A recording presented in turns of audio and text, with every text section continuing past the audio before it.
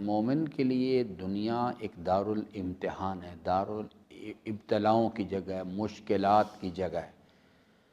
تو مومن کے لیے یہ دنیا ایک دارالمحن ہے۔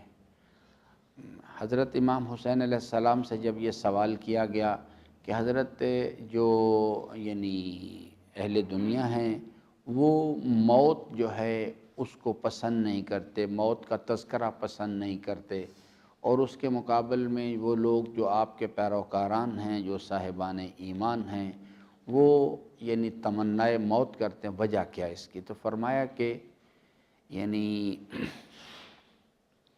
جو اہل دنیا ہیں انہوں نے اپنے آخرت کے گھر برباد کر دیے ہیں، دنیا کے گھر آباد کر لیے ہیں۔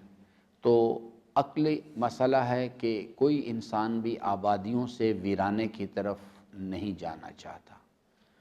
تو اس واسطے چونکہ موت ایک ایسی چیز ہے جو انسان کو اس دنیا سے نکال کے آخرت کی منازل کی طرف منتقل کرتی ہے، ایک پل ہے۔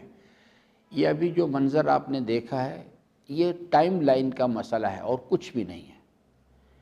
دنیا انسان کو غافل کرتی ہے، یہ سمجھتے ہیں اس نے مرنا تھا، یہ مر گیا، ختم ہو گیا، اور اب پھر وہی دنیا، وہی داستان، وہی کھیل، وہی لہو و لعب، وہی سیکس، وہی دیگر، اسی میں پھر انسان گم ہو جاتا ہے، اور اسی کو ہی غفلت کہتے ہیں۔ یہ جو بیہیویئر ہے، یہ جو سوچ کا انداز ہے، اسی کو غفلت کہتے ہیں۔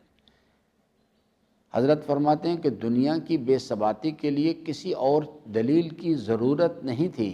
اگر انسان غور کرتا تو وہ خود اپنے کاندھوں پہ سوار کر کے اپنے ماں باپ کو قبر کے سپرد کراتا ہے، کسی اور دلیل کی کوئی ضرورت نہیں تھی۔ اگر انسان لو کننا نسمع او ناقلو ما کننا فی اصحاب السعیر، انسان جو ہے اس کو، جیسے حضرت نے فرمایا کہ جب کسی کے تشییع جنازہ میں شرکت کرو، جو دفن کر کے واپس لوٹو تو اللہ کا شکر ادا کرو، ایسا دفن کر رہے ہو تو ایسا سمجھو جیسے مجھے دفن کیا جا رہا ہے۔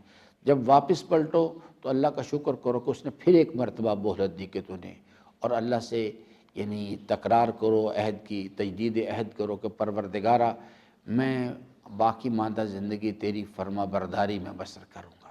لیکن چونکہ بنیادی سارے جو باتیں میں نے عرض کی ہیں، اس میں خرابی کیا ہے؟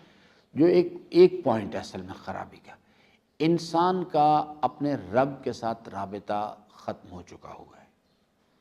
جو حضرت نے فرمایا نا کہ اول الدین معرفت ہو، یعنی سب سے پہلا کام یہ کرو کہ اپنے رب کے ساتھ ایک زندہ رابطہ پیدا کرو، اس کے بعد پھر باقی باتیں شروع کرو۔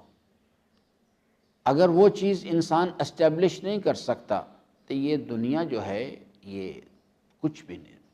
ایک دن آئے گا، اللہ حضرت فرماتے جاؤ قبرستانوں کو جا کے دیکھا کرو، جو غفلت کی بیماری ہے اس کا علاج ہی ائمہ نے یہی بیان کی ہے کہ موت کو کثرت سے یاد کیا کرو۔ موت کی یاد جو ہے یہ ایک ایسی دوا ہے روحانی بیماریوں کے لیے جس میں کہ غفلت ایک بیماری ہے۔